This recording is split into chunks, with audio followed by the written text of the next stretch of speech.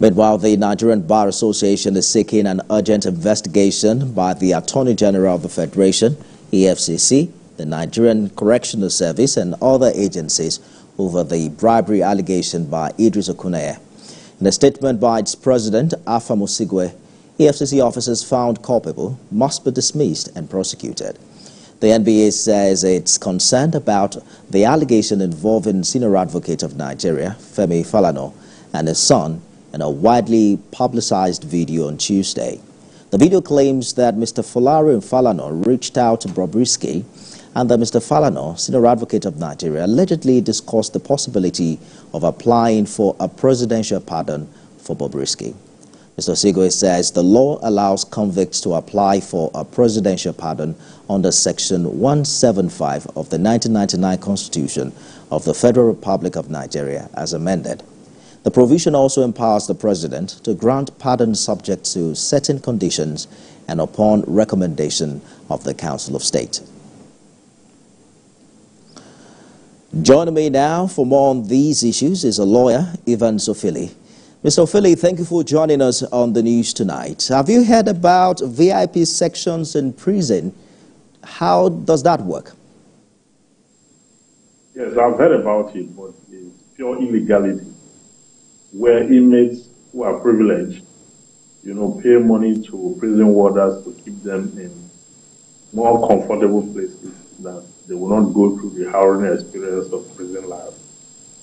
I know about it. They exist. I'm not going to come on air to, lie about it. It's the pure truth. It exists. And it's illegal because the prison warders collect gratification. They collect very huge amount of money to ensure that is possible for inmates who can afford it.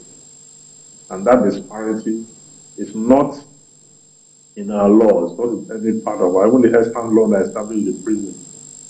There's no part of which that irregularity is in any of our laws. So it's just a sheer concocted attempt of criminality. These VIP apartments, are they within the correctional facility or outside it? They are within. They are within the correctional facility. But you never can tell. These people can do anything. It's possible for them to have an extension outside the prison. As long as it's district, it's very possible. That is very, very possible. If they can create that within the prison and create special areas, special wings for inmates that are rich, then it is not difficult to have an extension of that outside the prison. And that's exactly what they do. They do that because the searchlight for taming corruption in our country has not been moved towards, have not been flashed towards the prison inmate. They are the most corrupt institution in Nigeria is the prison warders. They are the ones who, all sort of things happen. You go to see a client in detention, they begin to ask you to escort this, and you give money to an inmate, they take part of it away. NGOs will go there, bring food items for inmates.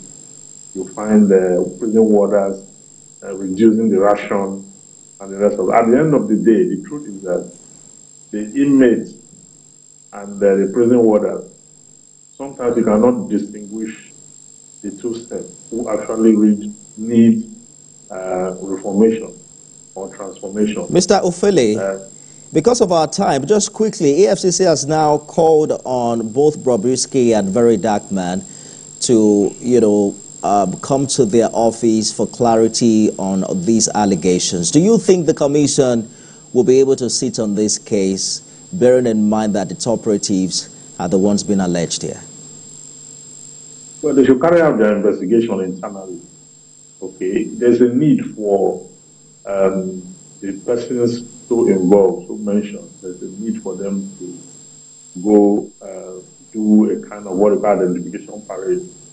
I mean, the person who gave the gratification, the bribe, should point exactly who and who collected it. If it's an allegation, since it's still an allegation, then they can proceed from there. All right. There's a need for them to come, but I think the EFCC should first start this internally. This case was assigned to a certain person, a team or a group. Those persons whom this case is assigned to are the people who dealt with Bobrisky during his ordeal, during the time of his trial. So these persons who did all this, where are they? They have to come answer questions. I think that even before they are called, EFCC should know who they find this case to the people that handle it and all that. So investigation should start from there. Evans Ofele, legal practitioner, thank you for talking to us on the news tonight.